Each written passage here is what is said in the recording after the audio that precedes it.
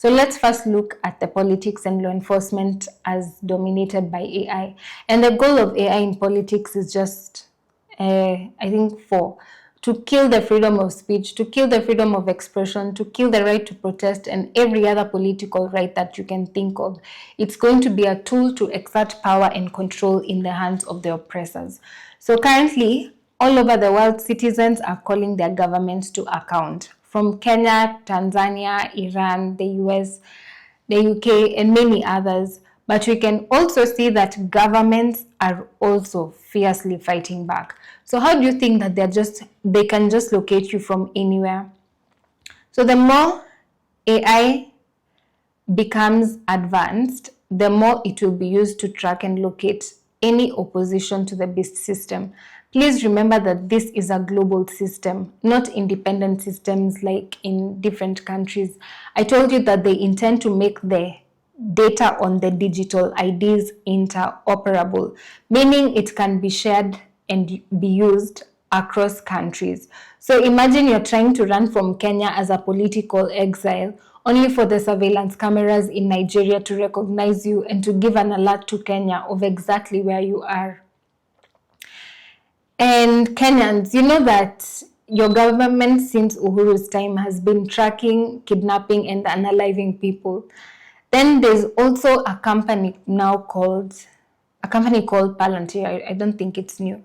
Yeah, it's not new, which is responsible for creating this surveillance software and outsourcing it to government so that they can deal with any threat. So watch this video. This is one of the most dangerous men alive. Alex Karp is the CEO of Palantir, a company that builds AI-powered kill technology. Here are some of the things you definitely need to know, starting from least to most concerning. First, they built something called the digital kill chain. This is essentially custom AI software designed to track and kill hostile targets. But what gets really interesting is what they are building today. Software that determines who might be a future threat before anything happens at all. Now, Palestine has been a playground for them over the past few years. Their opportunity to deploy and perfect all their kill tech against mostly innocent civilians and children. They just confirmed their involvement in the terrorist attack you might remember, where hundreds of pagers exploded, killing and injuring so many innocent civilians. And today, the people in Gaza are living in a dystopian world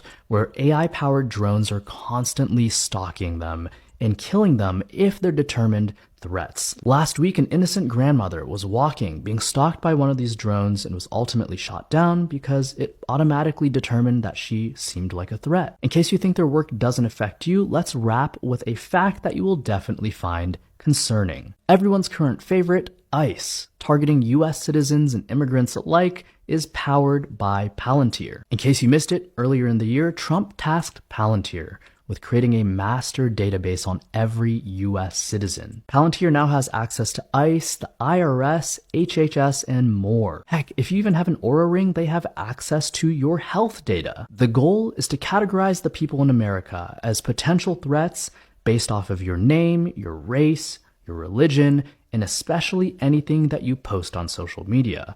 If you've ever disagreed with the Trump administration or anything happening abroad, you will be bucketed into a category. Secondly, AI is going to be used to kill freedom of speech and to silence or suppress any videos of people who speak the truth, those who will challenge the new laws, and those who will oppose the authoritarian rule. So I don't know if you know how hard it is to organically grow a channel like this. The algorithm is more likely to recommend to you some useless videos ama Shiroa Oakland content than such content. So if the algorithm senses some words and topics, it suppresses the viewership, or it unsubscribes people from the channel, or it spams your video with ads even if you haven't been registered to the ads program, so that people won't watch your video. Now, once the digital IDs become mandatory, the right to anonymity on social media will be taken away, and all your social media accounts actually must be connected to the digital ID.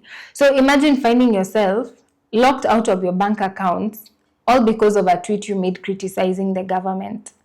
Then number 3, when it comes to AI and voting and elections, there's a temptation to think that because AI is technology, that it's going to promote free and fair elections. But no, we have been shown time and time again, technology is only as innocent as the person behind it. So AI is going to be used to create massive propaganda, to polarize people, and to spread misinformation and cause disinformation. Like, if I know Otieno and Kamau hate each other and have differing political views, the AI knows how to polarize both groups. So all they have to do is create content that will make them hate each other, and to amplify that content to a point that these two different groups are going to literally want to take each other out. So they've been interfering with the elections with basic technology. So how much more, and it's the same companies who are the founders of these AIs. So how much more do you think they can do with these sophisticated AIs? So they're going to find new ways of intimidating opponents, like undressing opponents, creating deep fakes. Like previously, one of the most effective tactics that they use to take out political opponents is that they can just set you up with a man or a woman, they put you in a compromising situation and have a recording of it, and then they use it to manipulate the person in question. That's such a common tactic of the CIA and Mossad and MI6 if they want to take a leader out, or if they want to make a leader do what they want. By the way, just in case you're wondering why is it that people can't do what they said that they'll do once they get into public office, it's because most of these guys have either been set up to take bribes, and they have been recorded, or they've been set up and recorded in very compromised situations, especially sexual, and then that information is used to blackmail them. But now, because of advanced AI, there's even no need to go through all that hassle of setting up someone, because deepfakes are even getting more real. So they can just create one hyper-realistic sex tape and put it on the internet, and then boom, they've just managed to assassinate a character, because most people are not even going to verify your question. Because first of all, most people are not even that skilled to tell the difference between what's real and what's fake, and they're going to become hyper-realistic. And then there's just a group of people who just love to see the downfall of others. So in addition to that, I hope that you know that AI is reading all your messages. So even remotely accessing your phone and leaking private information is very easy for anyone who knows how to work the technology. Now watch this video. Picture to make sure it's you. We're not sure. Okay. Is that your account? I refuse to answer questions without my lawyer present, so I really don't know how to answer that question Okay. either Well, way. like I said, you're not This going is to freedom jail. of speech. This is America, right? And A I- veteran. Correct. And I agree with you 100%. All We're right. just trying to see if it's you, because if we're not talking to the right person, we want to go see who the right person Okay, is. how can I help you? So pretty much it's just a statement that was made as far as, Verbatim, it says the guy who consistently calls for the death of all Palestinians tried to shut down a theater for showing a movie that hurt his feelings and refuses to stand up for the LGBTQ community in any way. Even leaves the room when they vote and on related matters. Wants you to know that you are all welcome. Clown face, clown face, clown face. 3 days ago. So you don't know if it was you? I'm not going to answer whether that's me or not. Okay. The concerning part, and not concerning for the person who's posting it, what we're just trying to prevent is somebody else getting agitated or agreeing with the statement. We're not saying it's true or not. Understood.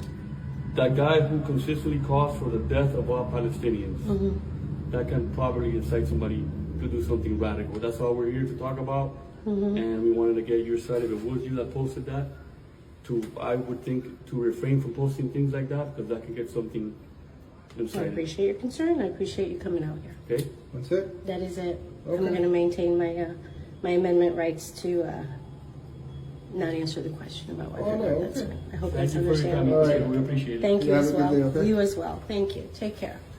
Then again, you know how they normally use the police to bully you at protests, like even what ICE is doing. But imagine they release hundreds of humanoids. If this thing kicks you, it can go through your chest. So this is something that I want you to see.